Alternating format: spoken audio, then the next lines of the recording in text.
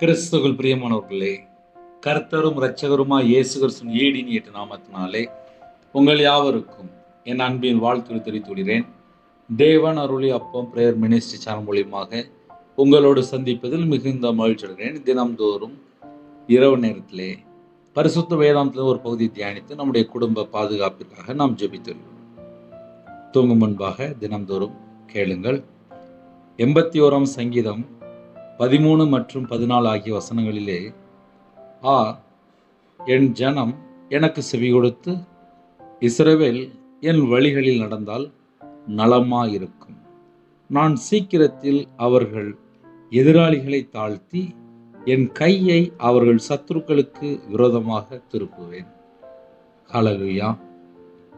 கிறிஸ்துவுக்குள் பிரியமானவர்களே, நான் சீக்கிரத்தில் அவர்கள் எதிராளிகளை தாழ்த்தி. கர்த்தருடைய பிள்ளைகளுக்கு விரோதமாக தேசத்துக்குள்ளே பல காரியங்கள் நடந்துட்டு இருக்கு. ஒரு பக்கம் பார்த்தா சாத்தான், ஒரு பக்கம் பார்த்தா குடும்பத்துக்குள்ளே நமக்கு விரோதமாக இருப்பாங்க. எங்க போனாலும் சரி நமக்கு விரோதமாக ஒரு கூட்ட ஜனம் எழும்பிக் கொண்டே இருப்பாங்க.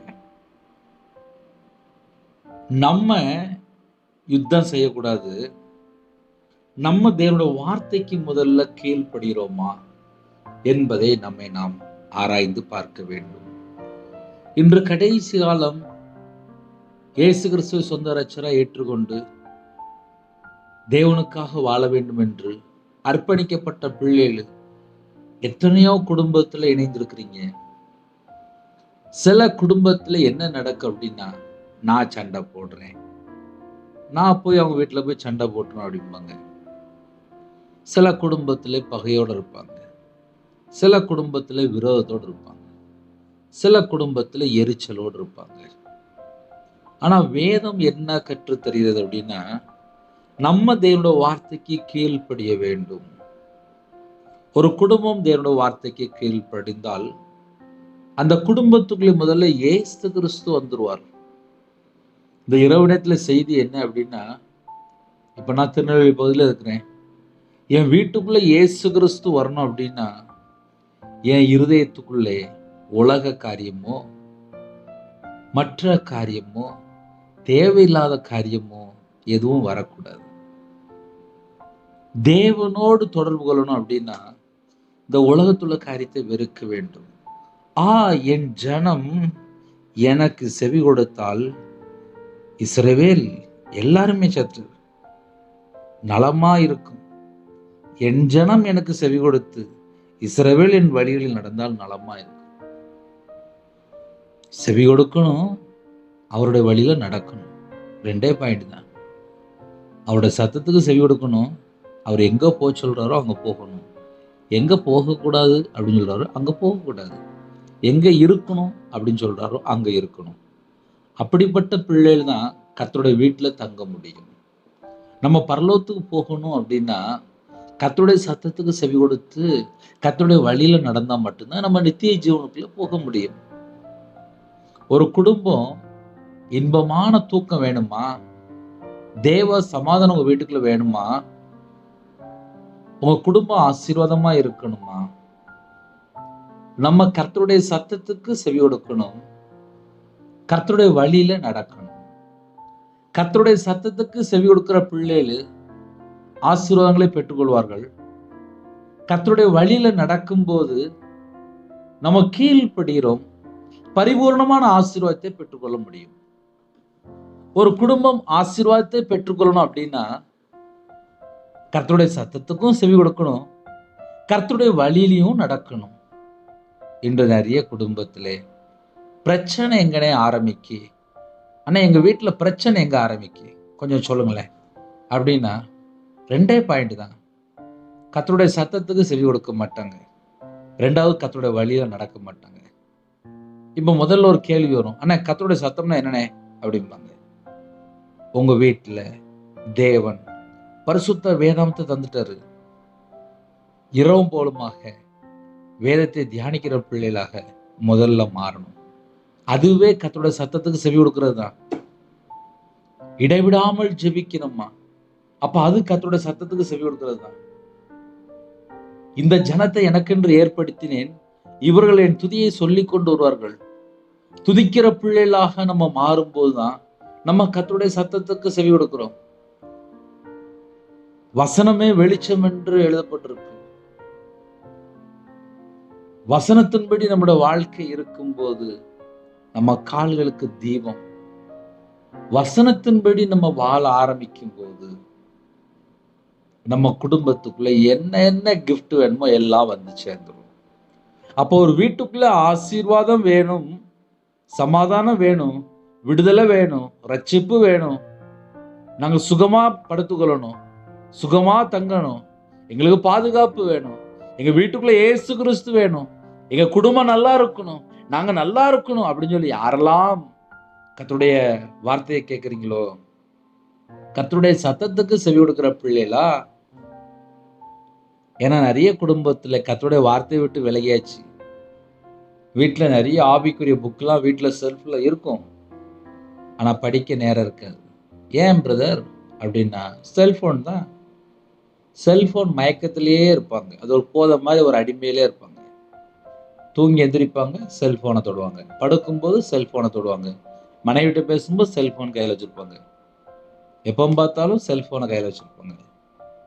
அப்படியே செல்ஃபோன் அப்படியே கையிலேயே வச்சுருப்பாங்க. லாஸ்ட்டு பார்த்தா ஒரு மன அழுத்தம் மாதிரி இருப்பாங்க. ஏன் அதே போல் கையில் எப்போதுமே பைபிள் வச்சுருக்க வேண்டியதானே? நான் 2015 2016 ஒரு 50-55 லட்ச ரூபா கடன் இல்லை, சொந்த ஊரை விட்டே போயிட்டேன், வியாபாரத்தில் நஷ்டம், என்ன செய்யன்னு எனக்கு தெரியாது, ஒரு பைத்தியக்கார நிலைமை போல. ஏன்னா மாந்திரியத்தில் கட்டப்பட்ட நிலைமை, எல்லாராலும் புறக்கணிக்கப்பட்ட நிலைமை, நிந்தைகள், அவமானங்கள், கண்ணீர், கஷ்டம், பிரச்சனை, ஒரே பாடு. கையில் பைபிள் எடுத்து வாசித்து பார்க்கும்போது என்னோட வாழ்க்கையில் நான் எங்கெல்லாம் கர்த்தரை விட்டு தள்ளி போயிருக்கேன், அது எல்லாமே பைபிள் எழுதப்பட்டுச்சு. அப்பதான் யோசித்தேன், கர்த்தரை விட்டு வழி விலகினா இவ்வளவு ஆபத்து வருமா, இவ்வளவு பிரச்சனை வருமா என்பதை கையில் பைபிள் எடுத்து வாசித்து தேடி தேடி வாசிக்க ஆரம்பிச்சேன். இரவு நேரத்திலே இஸ்ரவேல் ஜனம்தான், இஸ்ரவேலின் வழிகளில் நடந்தால் நலமா இருக்கும். ஏன் ஒரு குடும்பத்துல பிரச்சனை சரியாக மாட்டுது அப்படின்னா, இஸ்ரவேல் ஜனம் கர்த்தருடைய வழியில நடக்கலை. இதுதான் கம்ப்ளைண்ட். கம்ப்ளைண்ட் அப்படின்னா என்ன அப்படின்னா, இஸ்ரவேல் ஜனங்கள் கர்த்தருடைய வழியில நடக்கல. ஒரு குடும்பம் கர்த்தருடைய வழியில நடந்தால் நலமா இருக்கும். இந்த இரவு நேரத்திலே கர்த்தருடைய பிள்ளைகள் கர்த்தருடைய சத்தத்துக்கு செவி கொடுத்து கர்த்தருடைய வழியில நடக்க வாழ அர்ப்பணித்தால் ஆசீர்வாதம் வீட்டுக்கு தேடி வரும். ஆசீர்வாதத்துக்காக நம்ம இங்கே அங்கேயும் போக வேண்டிய அவசியம் இல்லை. நான் கர்த்தருடைய சத்தத்துக்கு கர்த்தருடைய வார்த்தைக்கு கீழ்ப்படிந்து கை கொள்றேன்னா சரி. கர்த்தருடைய வார்த்தை கீழ்ப்படின்னா என்ன, செவி கொடுக்கணும்னா என்ன? இப்ப அதுவே நிறைய குடும்பத்துக்கு தெரியல. ஏன்னா எனக்கும் தெரியாம தான் இருந்துச்சு. நான் கையில பைபிள் எடுத்து வாசித்ததுக்கு அப்புறம் தான் ஒவ்வொரு வசனமா என்ன போட்டிருக்கு அப்படின்னு சொல்லி பார்க்க ஆரம்பிச்சேன். பொய் பேசினால் நாசம் அடைவார்களாம், பொய் பேசினா அருவருப்பான ஜனம். இந்த கடைசி காலத்துல வீட்டுக்கு வீடு ஒரே பொய் தான். பொய் பேசுறவர்களே அழிப்பார் அப்படின்னு சொல்லி போட்டிருக்கு. பொய் பேசினாலே வாழ்க்கை இருளாயிருமா. பொய் பேசினா என்ன அர்த்தம் அப்படின்னா, பொய்க்கு பிதா உள்ள வரான்னு அர்த்தம், லூசிபர் உள்ள வந்துருவான்னு அர்த்தம். அப்போ ஒரு குடும்பம் மனம் திரும்புறது தான் பெஸ்டே தவிர மற்ற இந்த உலகத்துல என்ன நாளும் சரி அது எல்லாம் ரெண்டாவது தான். இன்னைக்கு ராத்திரி செத்தா பரலோகத்துக்கு போகணும், அவ்வளவுதான். கடைசி காலத்திலே நிறைய குடும்பத்திலே வீட்டுக்கு வீடு கடன் இருக்கு. பிள்ளைகளுடைய வாழ்க்கையிலே கடன், கணவருடைய வாழ்க்கையிலே கடன், தனிப்பட்ட வாழ்க்கையிலே கடன். ஒன்று பர்சனல் லோனாக இருக்கும், அப்படி இல்லைன்னா பிஸ்னஸ் லோனாக இருக்கும், இல்லை விவசாய லோனாக இருக்கும், இல்லை அக்ரிகல்ச்சர் லோனாக இருக்கும். இதெல்லாம் என் வாழ்க்கையில் இருந்துச்சு, அதனால நான் சேர்த்தே சொல்லி தரேன். ஒரு குடும்பத்தில் இந்த மன அழுத்தம், வேதனை, கஷ்டம், பிரச்சனை எங்கேருந்து வருது அப்படின்னா, நம்ம ஒரு காரியம் செய்யறதுக்கு முன்னாடி கர்த்தர் அனுமதித்தாரா, கர்த்தர் நமக்கு எந்த வழியில கூட்டு போறாரு அந்த வழியில மட்டும்தான் போகணும். எத்தனையோ குடும்பத்திலே கர்த்தருடைய சத்தத்துக்கு செவி கொடுக்காமல் கர்த்தரை விட்டு விலகி போன ஜனம் உண்டு. என் வாழ்க்கையிலே கர்த்தரை விட்டு வழி விலகி பல லட்சங்கள் நஷ்டப்பட்டு நிந்தைகள் அவமானத்தோடு கண்ணீரோடு தேவனை தேட ஆரம்பிச்சேன். இதெல்லாம் ஏன் உங்களுக்கு இரவு நேரத்துல சொல்லி தரேன் அப்படின்னா, எப்பமெல்லாம் கர்த்தரை விட்டு வழி விலகி போய் விக்கிரத்துக்குள்ளேயோ இல்ல ஒரு மதுபான அடிமைக்குள்ளேயோ விபச்சாரத்துக்குள்ளேயோ ஒரு மோக இச்சைக்குள்ளேயோ ஒரு காம விகாரத்துக்குள்ளேயோ இல்ல கர்த்தரை விட்டு பல மணி நேரம் செல்போன்லயோ மூழ்கி கிடந்தால் அந்த வீட்டுக்குள்ளே பல விதமான போராட்டம்.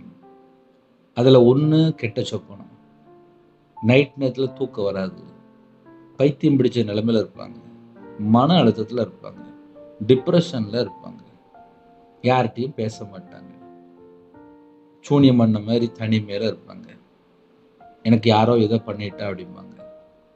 இவங்க தேவனுடைய வார்த்தைக்கு கீழ்ப்படிந்தால் பக்கத்துல இருக்க சர்ச்சுக்கு கூட போக மாட்டேங்காங்க.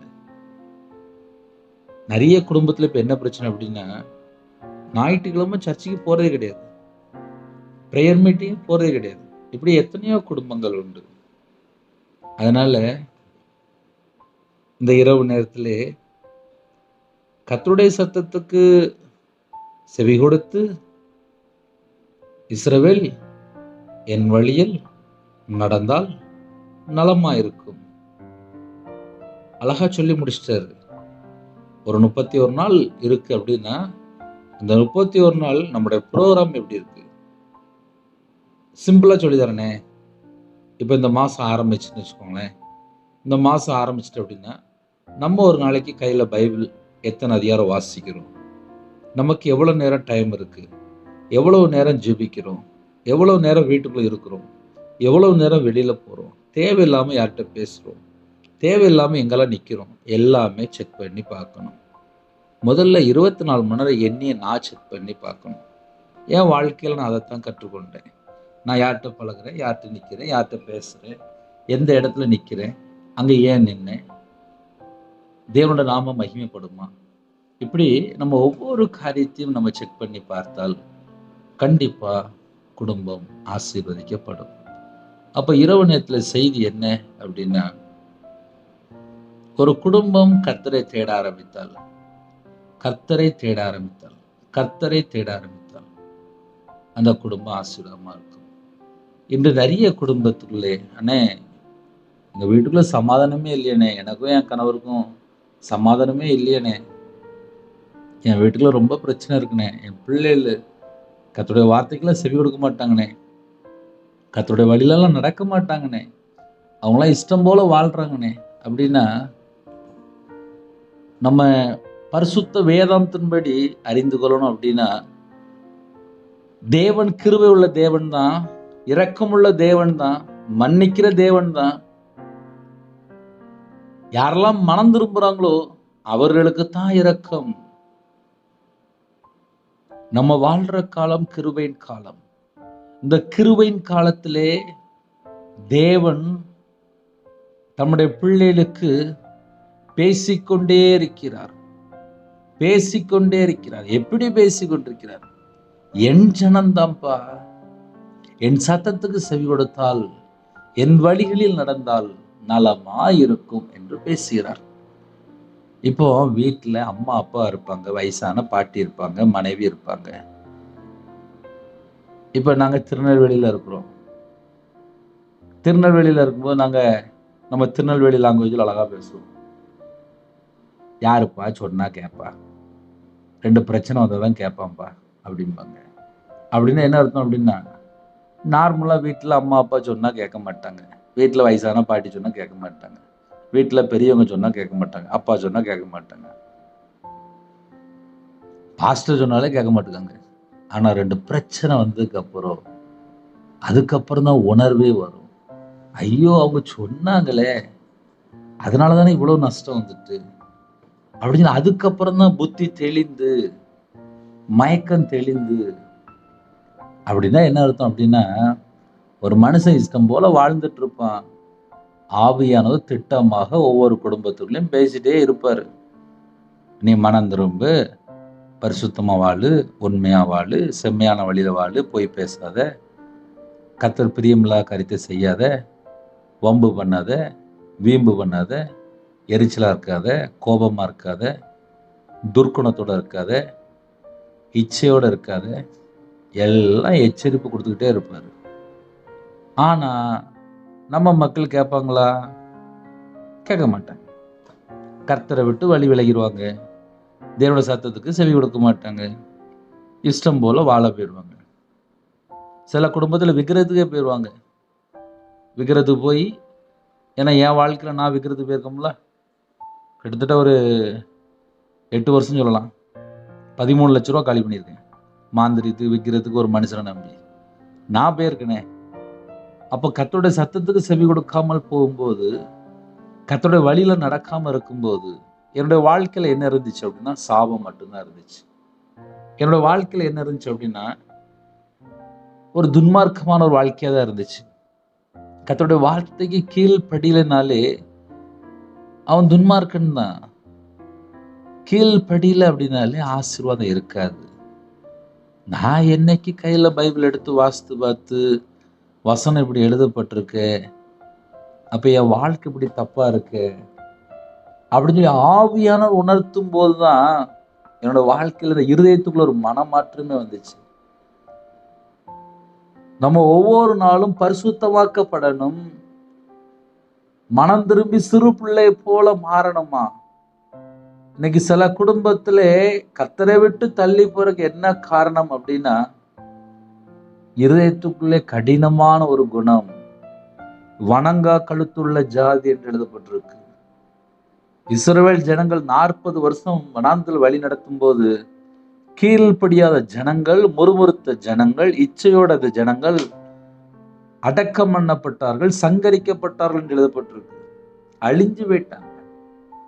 புறப்படும் போது 6 லட்சம் புருஷர்கள் என்று எழுதப்பட்டிருக்கு. ஆனா கானான் தேசத்துல போகும்போது பார்த்தா காலேப், யோசுவா,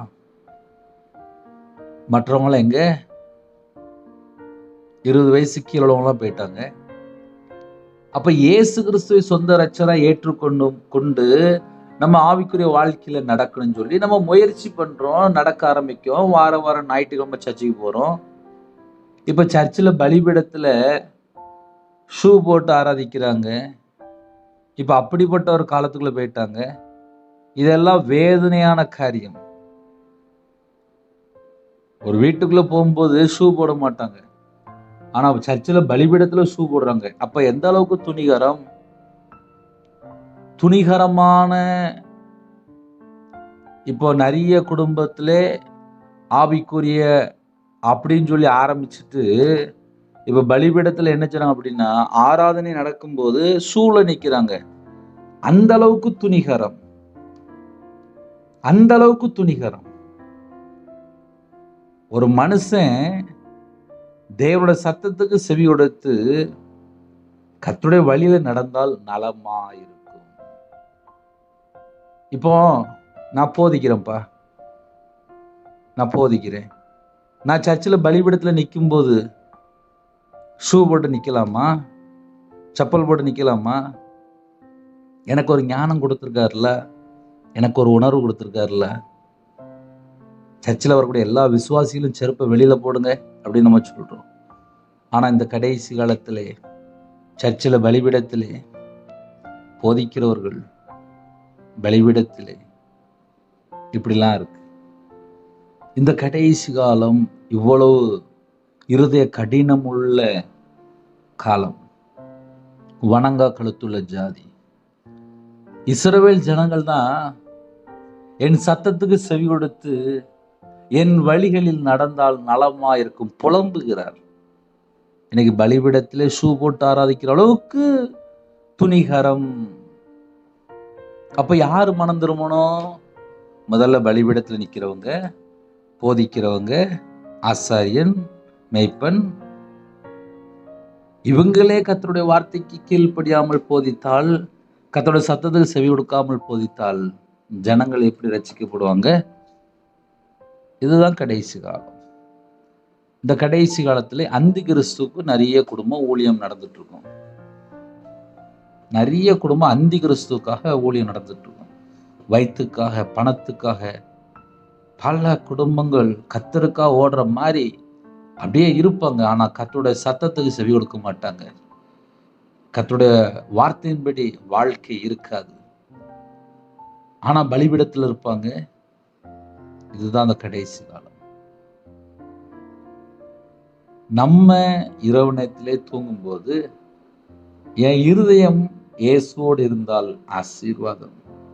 என் இருதயத்துக்குள்ள இயேசு கிறிஸ்து வரணும் அப்படின்னா, நான் எங்கெல்லாம் கர்த்தரை விட்டு தள்ளி போயிருக்கிறேன், எனக்கும் தேவனுக்கும் நடுவுல என்னெல்லாம் இருக்கு, நான் இன்னும் எதெல்லாம் விளக்கணும், நான் இன்னும் எதெல்லாம் தூர எடுத்து போட்டுடணும். நம்ம சிம்பிளா ஒண்ணு சொல்லுவோமே, வீட்டுல சமையல் பண்ணுவாங்க தாய்மார்கள், 31 நாளும் சமையல் பண்ணுவாங்க. உப்பு எந்த அளவுக்கு போடணும், சமையல்ல மசாலா எவ்வளவு சேர்க்கணும், காய்கறி எவ்வளவு சேர்க்கணும், பருப்பு எவ்வளவு போடணும் அப்படின்னு கேட்டா அவங்களுக்கு கரெக்டா தெரியும். கூட போட்டா யாரும் சாப்பிட முடியாது. நம்ம தேவனோடு நடக்கணும் அப்படின்னா எதெல்லாம் நம்ம வாழ்க்கையில கர்த்தரை விட்டு நம்மளை பிரிக்கி அதெல்லாம் ஒன்னொன்னா தூர எடுத்து போடணும். தூர எடுத்து போட்டுறணும். எனக்கு ஒரு சுபாவம் தப்பா இருக்கா, அப்பா என் சுபாவம் சரியில்லைப்பா, என் சுபாவத்தை மாத்துங்கப்பா, நான் உங்களை விட்டு தள்ளி போற ஒரு சுபாவம் இருக்கு, எனக்கு வேண்டாம்ப்பா, உங்களை விட்டு பிரிக்கிற சுபாவம் எனக்கு வேண்டாம்ப்பா, நான் உங்க வழியில நடக்கணும், எனக்கு ஒரு கிருபை தாங்கப்பா. இப்படி இரவு நேரத்துல நீங்க தேவனோடு பேசுனீங்கன்னா உங்க குடும்பம் ஆசீர்வாதமா இருக்கும். கர்த்தருடைய பிள்ளைகள் கொஞ்சம் ஜனமாக இணைந்திருக்கிறீங்க. உங்க இருதயத்துக்குள்ளே இயேசு கிறிஸ்து இருக்கணும் அப்படின்னா நீங்க கையில பைபிள் எடுத்து வாசிப்பீங்களா? ஜெபிப்பீங்களா? பலிபீடத்துக்கு போகும்போது, ஆலயத்துக்குள்ள போகும்போது பரிசுத்தமா இருப்பீங்களா? தேவனை பயபக்தியோடு தேடுவீங்களா? கர்த்தரே பணிந்து கொள்ள போறோம். ஒரு பரிசுத்தம் உள்ள தேவன். ஆலயத்துக்குள்ள போகும்போது நம்ம எவ்வளவு தாழ்த்தணும். இன்னைக்கு ஆலயத்துக்குள்ளேயே துணிகரம் வந்துட்டு, ஆலயத்துக்குள்ளேயே துணிகரம். அதனால இப்படிப்பட்ட காலத்துலதான் நம்ம வாழ்ந்துட்டு இருக்கோம். கொஞ்சம் ஜனமாக இணைந்திருக்கிறீங்க. சத்தத்துக்கு செவி கொடுத்து கர்த்தருடைய வழியில நடந்தாலும் நம்ம குடும்பம் ஆசீர்வாதம். நான் சீக்கிரத்தில் அவர்கள் எதிராளிகளை தாழ்த்தி, எதிராளிகளை தாழ்த்த வேண்டும் என்றால் முதல்ல என் வழியில நான் எங்கெல்லாம் மிஸ்டேக்கா இருக்கேன், நான் எங்கெல்லாம் குறையா இருக்கேன், என்கிட்ட எங்கெல்லாம் ஃபால்ட்டா இருக்கு, அதை முதல்ல நான் உணர்ந்து கொள்ளணும். நான் உணர்ந்து கொண்டால் மட்டும்தான் ஆசீர்வாதம். என் கையை அவர்கள் சத்துருக்களுக்கு விரோதமாக திருப்புவேன் என்று வாக்குத்தத்தம். இந்த வாக்குத்தத்தம் நம்ம வாழ்க்கையில நிறைவேறணும் அப்படின்னா நான் கர்த்தருடைய சத்தத்துக்கு செவி கொடுத்து நான் கர்த்தருடைய வழியில நடக்கும்போது தான் இதெல்லாம் நடக்கும். ஹல்லேலூயா. கண்களை மூடி நாம் ஜெபம் செய்வோம். பரிசுத்தமுள்ள நல்ல பிதாவே, நன்றியோடு துதிக்கிறோம், சொல்கிறோம்ப்பா. கர்த்தருடைய கரத்தில் அர்ப்பணிக்கிறோம். இரவு நேரத்திலே உங்கள் பிள்ளைகளுடைய பரிசுத்த ஆவியானவர் பேசும் ஒவ்வொரு வார்த்தைக்கு ஸ்தோத்திரம். இந்த நாள் முழுவதும் பாதுகாத்த கிருபைக்கு ஸ்தோத்திரம். எல்லா குறைகள் குற்றம் எல்லாவற்றையும் மன்னித்து உங்கள் பிள்ளைகளை பரிசுத்தப்படுத்தி ஆசீர்வதிங்க. இரவு நேரத்தில் இன்பமான தூக்கம் தாங்க. தேவையில்லா சொப்பனங்கள், தேவையில்லா எண்ணங்கள் எல்லாவற்றையும் நீக்கி போட்டுருங்க. எங்கள் வீட்டுக்குள்ள யூத ராஜசிங்கம் நீங்கள் வரணும்ப்பா. யாரெல்லாம் தங்களை தாழ்த்துறவங்களோ எல்லா குடும்பமும் இயேசு கிறிஸ்துவின் ரத்தத்தினாலே, இயேசு கிறிஸ்துவின் நாமத்தினாலே கழுவி சுத்திகரிங்கப்பா. இணைந்துகிற குடும்பத்துக்குள்ளே தேவ சமாதானம் வேணும்ப்பா. உங்களோட வாழ்க்கையில் எங்கெல்லாம் கர்த்தரை விட்டு தள்ளி போனாங்களோ எல்லாவற்றையும் மன்னித்து பரிசுத்தப்படுத்தி உங்களோட ரத்தத்தினால சுத்திகரித்து ஆசீர்வதிங்க. இரவு நேரத்தில் இணைந்துக்கிற குடும்பங்கள் ஆசீர்வதிக்கப்படும். யாரெல்லாம் தங்களை தாழ்த்துறவங்களோ அவங்களோட வாழ்க்கையில கர்த்தரை விட்டு எங்கெல்லாம் தள்ளி போனாங்களோ எல்லாவற்றையும் மன்னித்து மறுபடியும் ஆசீர்வதிங்க. இரவு நேரத்தில் உங்க பிள்ளைகளோட திட்டமா பேசிருக்கீங்க, நன்றி. வேற வேற நாட்டுக்குள்ள இருக்காங்க, வேற வேற சூழ்நிலை இருக்காங்க, எல்லாரையும் கர்த்தர் கர்த்தர் கர்த்தர் மன்னித்து மறுபடியும் பரிசுத்தப்படுத்தி ஆசீர்வதிங்க. நைட் ஷிஃப்ட்டில் இருக்காங்க, நைட்டு டிரைவிங் லைனில் இருக்காங்க. கர்த்தருடைய கரம் பிள்ளைகளோட கொடுக்கட்டும். இந்த மாதத்துடைய தேவைகள் எல்லாவற்றையும் கர்த்தரை கூட சந்திங்க. கர்த்தர் பிரியமானபடி வாழ்ந்து ஆசீர்வாதங்களை பெற்றுக்கொள்ளட்டும். கர்த்தர் கிருபை செய்யுங்க. ஜெபிக்கிற பிள்ளைகளை எழுப்புங்க. வேதத்தை தியானிக்கிற பிள்ளைகளாக மாறட்டும்.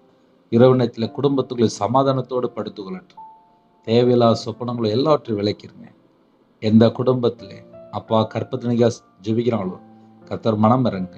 மாசமாக இருக்காங்க, ஒவ்வொரு குடும்பத்தையும் ஆஸ்வதிங்க. யாரெல்லாம் டெலிவரி போகிறாங்களோ பரம வைத்தியர் கூட இருங்க.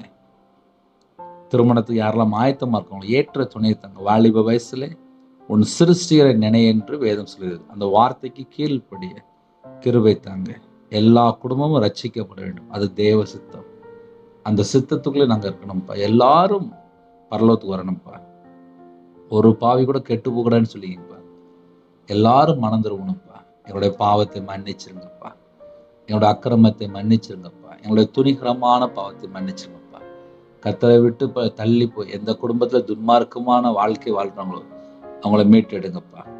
இரவு நேரத்தில் மதுபான அடிமை, போதை காரியங்கள், கஞ்சா பழக்கம், விக்கிர வழிபாடு, மாந்திரியம், பிள்ளிசும், ஏவல்ல எந்த குடும்பத்தில் கட்டப்படுக்காங்களோ அந்த குடும்பங்கள் மறுபடியும் கர்த்தர் பக்கம் மனம் திரும்பணும். கர்த்தர் கிருபை செய்யுங்க. எல்லா குடும்பத்தையுமே கர்த்தர் பொறுப்படுத்துவாங்க. பலவீனத்தோடு படுத்த படுக்கையில் யாரெல்லாம் இருக்கிறாங்களோ கர்த்தருடைய கரம் பிள்ளைகளை தொட்டு சுகமாக்கட்டும்ப்பா. ஒவ்வொரு குடும்பத்துக்கும் சுகம் வேணும். இணைந்திருக்கிற எல்லா குடும்பத்துக்கும் சுகம் வேணும், ஆரோக்கியம் வேணும், புது பலன் வேணும். பரிபூர்ணமான சுகம் தாங்க, தீர்காயுஸ் தாங்க. பலவீனத்தை எல்லாம் நீக்கி போடுங்க. நிறைய குடும்பத்தில் நைட் நேரத்தில் தூக்கம் வரலன்னு சொல்லி மாத்திரை எடுக்கிறாங்க. கேன்சரில் பாதிக்கப்பட்டிருக்காங்க, ஹார்ட் ப்ராப்ளத்தில் இருக்காங்க, கண்ணு பிரச்சனை, சரீரத்தில் பல பிரச்சனை, கவர்மெண்ட் ஆஸ்பத்திரியில் இருக்காங்க, பிரைவேட் ஆஸ்பத்திரியில் இருக்காங்க, படுத்த படுக்கையில் இருக்காங்க. ஒவ்வொரு குடும்பத்துக்கும் சுகம் தாங்க. தேவனருடைய அப்போ மினிஸ்டர் மூலியமாக இணைந்துக்கிற குடும்பங்கள் அப்பா ஆட்டுக்குட்டியின் ஜீவ புஸ்தகம் எழுதப்படணும். எங்களோட அக்கிரமம், எங்களுடைய பாவம், எங்களுடைய மீறுதல், கர்த்தரை விட்டு தள்ளி போகிற தீட்டான காரியம், அருவருப்பான காரியம், பொய்யான காரியம் எதுவாக இருந்தாலும் உங்களோட ரத்தத்தினால கழுவி மறுபடியும் அப்போ அவங்க பிள்ளைகளை சுத்திகரிங்க. குறைகள் குற்றங்களை மன்னித்து பரிசுத்தப்படுத்தி ஆசுவீங்க. கர்த்தர் கூட இருங்க. யாரெல்லாம் தங்களை தாழ்த்துங்களோ வரக்கூடிய காரியத்தை வெளிப்படுத்துங்க. அதிகாலையில் உங்களுடைய சமூகத்தில் கண்மொழிக்கு கிருபை செய்யுங்க. எங்களுடைய ஆவியும் உங்களுடைய கரத்தில் அப்படின்னும் எல்லா குடும்பத்தையும் கர்த்தர் பொறுப்படுத்துங்க. துதி கன மகிமையெல்லாம் ஒவ்வொருக்கே செலுத்திடும். இயேசு கிறிஸ்துவின் பிதாவே ஆமென். தேவனுக்கே மகிமையுண்டாதாக. கர்த்தர் உங்களையும் உங்கள் குடும்பத்தில் சகல காரியத்தையும் சம்பூர்ணமாக திருப்தியாக கர்த்தர் கூட இருந்து பரிபூர்ணமாக ஆசீர்வதிப்பாராக. கர்த்தராக இயேசு கிருபையும் பிதாவாகிய அன்பும் பரிசுத்தருடைய ஐக்கியம் இப்பொழுதும் எப்பொழுதும் சதா காலங்களிலும் நம் அண்ணல் கொடுப்பதாக. ஆமென். கிறிஸ்துவின் பிரியமானவர்களே, 9363064181 என்ற நம்பர் உண்டால் நாங்கள் உங்களுக்காக குடும்பத்தில் ஜெபிப்போம். நீங்களும் எங்களுடைய ஊழியர்களுக்காக தொடர்ந்து ஜெபித்துள்ளுங்கள். தொடர்ந்து இணைந்திருங்கள். அதிக அளவில் ஜெபிக்கிறோம், அதையும் கேளுங்கள். கர்த்தர் குடும்பத்தை ஆசீர்வதிப்பாராக. ஆமென். God bless you.